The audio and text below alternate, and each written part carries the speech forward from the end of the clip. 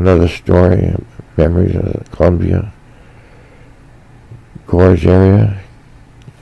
And of course, if you're hiking the gorge for any length of time, given the terrain and the geography and the weather and climate and everything from the east to the west, or actually, I think about it, the west to the east, I always think about it, you encounter things that are kind of little memorial events in your mind. These little stories are some things that happened that are kind of unusual and kind of punctuate the vitality of interest in one's memories. And, one day if you've never encountered a rattlesnake, all I have to say is don't worry. You'll know what to do. They'll tell you.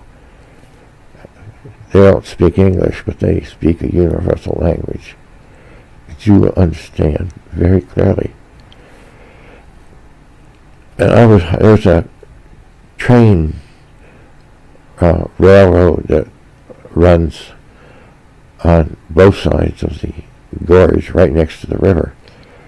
And I was on the Washington side, on the north side. Up, and what was getting to the drier area, and I was hiking around, and I wasn't on trails. I did an awful lot off trails. Trails were nice to get you to places, but there was a lot of places that were so stunningly beautiful that, of course, nobody went there, of course, and so I was hiking around, and I came to not a trestle, it was an embankment that was built up of large, of that basalt blocks, like 2-3 feet diameter that they built up for the trail bed. And so I started, it was a hot summer's day, clear and dry and quiet except for the wind and probably something else, bugs or whatever makes the ambience. And so it was pretty steep, and so I was climbing hand over foot up this embankment, and there's these large caverns, like a foot high and a couple feet wide that go back into the embankment. And so I was about halfway up, and I was climbing over this, just started to climb over this little cavern type thing, and I heard just, I just was in reverse. I mean, there was no thought. I was just in reverse, going right back down, just as quick and as quiet, as gentle and smooth as it could be me. I mean, it was okay, all right, fella. Okay, I'm out of here. See, I'm a foot away now. I'm 3 feet. I'm 10 feet away. Good Lord, don't chase me, please. No, it wasn't quite like that, but you know what to do, and you're in reverse without a hesitation. You are just, what's there, even though you've never encountered one in your life. So that was kind of a fun, interesting thing with that. And there was another time that I was hiking, and they don't often put warning signs like this at the trailhead. But of course, I'm going, well, this is going to be kind of interesting then. And it says, beware, caution, rattlesnakes, ticks, and poison oak. It's just, I've never seen it. I don't remember where it is, but it's in the drier area segment, and on the north side, Washington side, and So I went up there, and there's poison oak. I didn't catch that. I did see the ticks. Didn't catch any of those. And so I was hiking around. I went up the, of course there was a rise. I don't know, kind of a roundish hill, all grass covered, and everything's beautiful. And of course there's no trail up there, So I just, cut up the ridge, and I got up there a ways, and looked around, and it was a beautiful view, looking down on the stone formations that I'd come out of, and I decided to go back down, but I didn't want to go back down the circuitous route, and so I decided to cut. I mean, I could see where I needed to go, and there were no trees, and I could see the trail way down there with where the rocks were, and so there was some scrub oak or something around me, very sparse, and so I just hit off down the, make a beeline right down the slope. And I hadn't gone too far, and the grass was kind of high, a foot or so like that grass is there. And I was just going down, and my foot went down, and for some reason I looked down, and these two baby rattlers were jumping out of the way. And I mean, they were like a foot and a half, 2 feet long, maybe, and this isn't like baby rabbits, that you're gonna, they're not baby rabbits. Their venom, is pretty much like an adult's, and they don't have the savoir-faire, let's say, of an adult, They don't really think to use their rattles necessarily. They could be a little impulsive, a little freaked out, new in the world, and good Lord, bite it, it's moving, kind of thing, So I kind of jumped up and jumped up a couple feet down the slope, to get the heck away from them. And I think in the end we were both relieved in the outcome of that, the three of us. Anyway, so that was a kind of so many interesting hikes. And there was another time, a couple of years earlier, that I was hiking Angel's Rest, and it was, again, I don't know, in the late spring maybe, and you go up there, and there's a little promontory kind of thing. The trail it narrows to about 3 feet, and then it comes onto a little flat promontory, 100 yards wide and a couple 100 yards long. You go off to the north end of that, and you can overlook the gorge, and there's some nice rocks. You can sun yourself down there and eat some lunch, and they're still like 20 feet or so above the slope, and so I was sunning myself there. Nice sunny warm afternoon, just relaxing after eating a little bit, taking in the air, rarefied air, and the sights and everything. And I heard this rustling, and they're off to the right, about 30 yards. There was the woods kind of sprung up with dense scrub oak and all kinds of underbrush kind of stuff. You couldn't see into it really, but this rustling or kind of treading of some animal, and I said, well, what kind of size is it? Well, it's not like a possum or a raccoon. It's significantly bigger, and the way it walks, it's not really it's not cloven hoof, because you could tell with the footfall it was flexible, and as it pressed down on the dry sticks and leaves, and significant weight. maybe comparable to a deer. And I'm going, well, what, I mean, what in the world? I couldn't visualize what this might be. I mean, I'd been in the Gorge for so many years and everything. And so I'm looking at this as it's coming closer to the edge of the vegetation. I'm lying right there, 15 feet above the slope, and out of the woods comes the head of a mountain lion. A big mountain lion, and then the shoulders, and and the hindquarters, and then this is what got me, is the tail, the huge tail, and it kept coming out of the woods, and I'm going, I'm holding my breath, I'm holding my psyche, I'm holding my emotions. We are frozen watching this guy come, gonna pass right below me.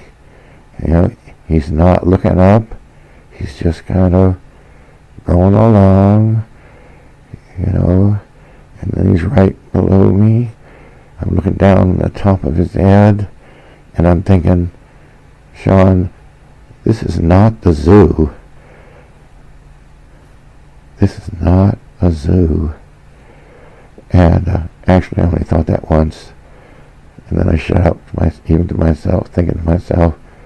And he never looked up, and he went around and took up off the slope on the at the bottom of the promontory on the west side. And so I'm no dummy, Animals are smart.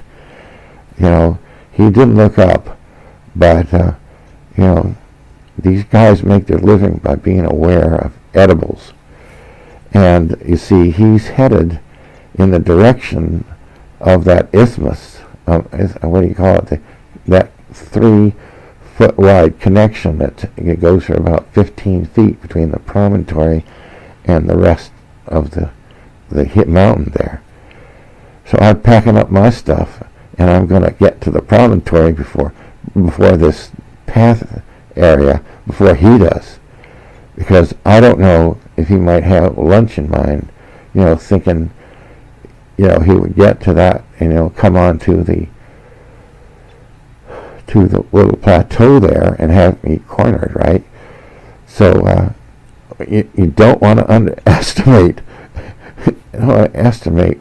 this size predator, that eats raw flesh for lunch every day that they eat, that is. So he might be real hungry.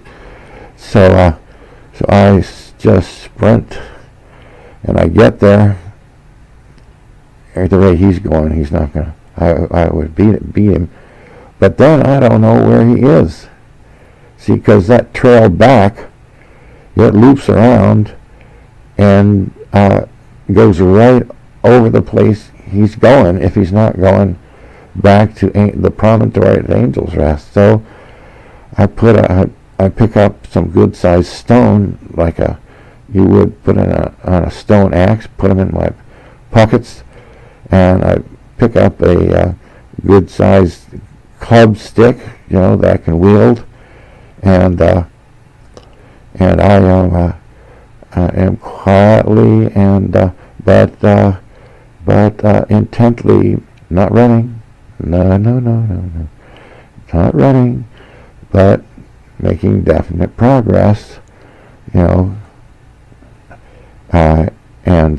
anyway, so I didn't see him again, but I did encounter some hikers, going back up. I'm sitting there with a club, these caveman-sized stone pieces on me, they're going, what are you doing? Oh, there's a mountain lion up there. That's what I'm doing. And but they won't harm you. Unless I get real hungry, and then it's not really a good time to find out they're real hungry. But anyway, so I had a friend who had a key shop, and he had some knives. And I went in there, and I told him about this, and he said, "Why don't you pick out a knife?" And I picked out this 12-inch Bowie knife. It was the biggest one he had, and it was really the most expensive. But what can I say? I mean, the blade was 2 inches wide. It was just a freaking Bowie knife, with a sheath. And forever I wore that sucker.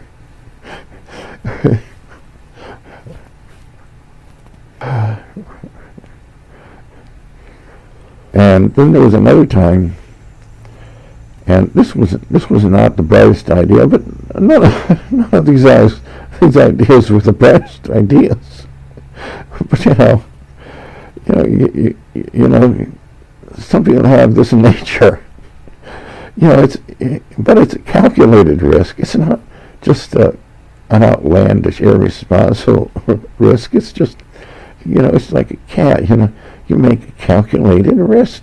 Darn it all. There's 6 feet between this building and this building. And sure, you're 12 floors up, but it's there. What's on the rooftop of the other frickin' building? And so this is a late Saturday afternoon, like 2 in the afternoon. I'm in the Nesmith Point parking lot, and it's winter. But there's no snow where I am. It's kind of near freezing, but it's kind of warmish and moist and pleasant, and it's overcast. One might have noticed that. And of course, Nesmith Point is, I don't know how many thousand feet higher it is, but 3,500 maybe, I don't know. And it's maybe a couple miles, as I remember. It starts out the first few hundred yards or so, with just a gentle slope, and it goes right into switchbacks. I mean, just one after the other. A little break around a corner, back to another switchback, gaining elevation, quickly as you go. And about halfway up, snow drifts started appearing, here and there, and then it became such that it was completely continuous snow and everything, and the drifts were such that you couldn't really distinguish the trail all that much, but you could because of the contour and everything. And so I kept going, and so then it got up into the place above the vertical, and it goes into wooded area, and now the trail was distinguishable clearly because of the trees had been cut, so you could see, and now it was 2-3 feet of snow I was walking on, and it was getting on in the time, and because I wasn't rushing up this hike and elevation, and I got going along, and it started to snow. And I became a little concerned because it was kind of turning into a blizzard. I mean, and this is right next to Larcher Mountain area, where people get lost and die every year, hypothermia and everything in the winter. You know, I'm not really thinking that, but at the time, but that's what was there. I was right on the edge of it. And so I think it's time to turn around. Better late than never, in this case. And so as I'm going back down, my footprints are disappearing because of the heaviness, the snow, and the wind that's picked up. You know, it's this is really not good, because where I am, the trees are so sparse, you can't tell anymore where they're cut. You know, and the trail's meandering a little bit. So I've got to be able to find my footprints in it. They are just they are barely visible. And I'm thinking in my mind, you know, I just remember the map. No, I don't remember the map. If I remember the map, I wouldn't have thought this. But it's one of those things when you hike a trail and you have the impression that it's doing something. In this case, I thought the trail was serpentine, like a coil, you know, that it was. So if you were high up, you could cut cross trail and pick up the trail further down when it crossed your paths again, right? Well, that's what I'm thinking. And so I'm kind of going, okay, I guess maybe I should do that, you know, because I've got a ways to go. These footprints, I'm just going to get lost. So further down, there was less snow, or, oh no, there was a greater cut in the trees, so I would be able to pick it up. Well, you know, I mean, you think these things. You see, this is what goes through the mind of people that didn't make it, and also of survivors that for some reason lucked out. But this is so curious and strange. So it comes a time where I've got to pick a point. And so I pick a point. I say, okay, here's where I'm going to cut. Leave the last of my footprints and cut into the woods here. And at that very instant, right in front of me was a clear 2-inch deep impression of a man's footprints leading down the trail. And I don't know where they came from, because there was no place where this person had turned around. And furthermore, there was only one set of footprints going down. There was not a set of footprints going up. There was no place where the person would have stood around, where his footprints going up. They were just one step, a right footprint, a left footprint, and it started right there, clear, fresh. It had been done only moments before, because of the blizzard conditions. You know, I'm just saying, I'm just giving you an observation. Just an observation. You can make any interpretation you want. I don't care. I started running. I said, if those footprints are clear here, I gotta get down, you know, before the blizzard covers over his footprints. And I was running as fast as I could in this snow. And you know, I never saw hide nor hair of this guy. You know, and you know, he was clearly not running. And you know, in the switchbacks, when you could see down 400 or 500 feet in the switch, and there were no trees, and you know, it was gravel, and you would have heard somebody. And I was listening, and I was looking, and I was in a panic virtually, because you know, even after I got out of the snow, I said, no, this is, who knows where that blizzard is just coming, or, you know, it's going to, you know, cloud things over. So I was I was in quite a rush, and it was quite a long time, to be under that exertion.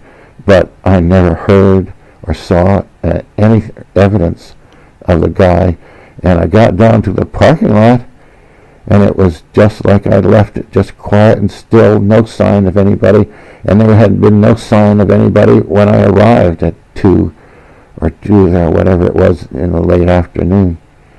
It was just dumb luck. I mean, I don't know what happened. Honest, I don't know what happened. But I just got to say that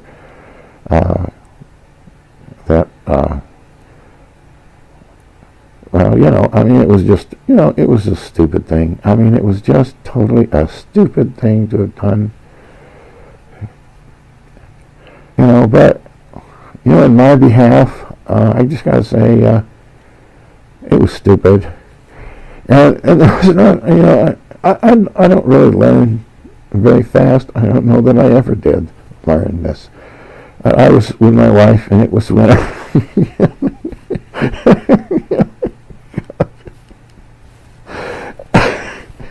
and we were driving on the freeway back, and there was a boat landing when you get, I don't know, Rooster Rock area, or I don't know, somewhere in there. It wasn't Rooster Rock. It was a little boat landing, and there was like a foot of snow on everything, the freeway, and there was a turnoff into this boat landing. It's a parking lot. I'm just thinking, geez, what a neat place to visit right now. It was like getting dusk. It was getting dark, like 5 in the afternoon. I don't know. Well, we'll just take a little jaunt here, check out the boat landing in the river. And so there had only been one car before me. It was slightly bigger. I was in a Volkswagen Bug, and so that was a 62 or something like that. And so I go down there, and it's nothing really to see, and just the bear went over the mountain kind of trip. So okay, so I turned around, and I'm coming back, and for some reason I guess it's a little bit of an uphill there, just enough, and so I can't exactly, the car before me or my tracks or something. I'm having trouble, and I get stuck, right? It's stuck, and the freeway is way down there. It's getting dark, and I'm going, we're not getting out of here without somebody's help.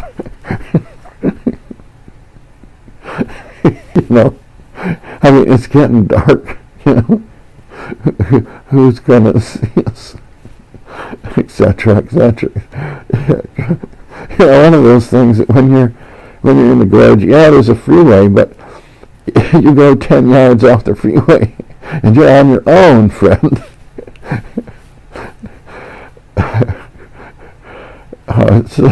So I turn to my wife and I say, go back to the freeway and flag down some help. See what you can do, and I'll try to figure out if I can figure out something here. And anyway, so gosh, somebody stops right away. We were just so fortunate because there wasn't much traffic.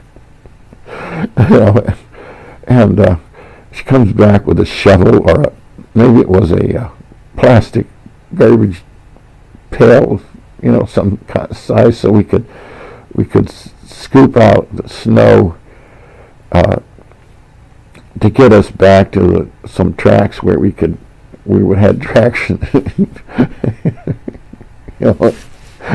And so after a little bit, we made it. I remember giving the stuff back to the guy. I think he had a pickup, and he was just. You could just tell he was just saying, "Good God, what a bunch of fools!"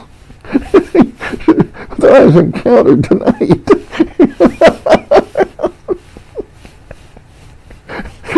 What could I say? I was a cat with a canary feather in his mouth. Better not to say anything, because there's nothing I can say. Oh, God. Oh, God. Oh, jeez. What great memories.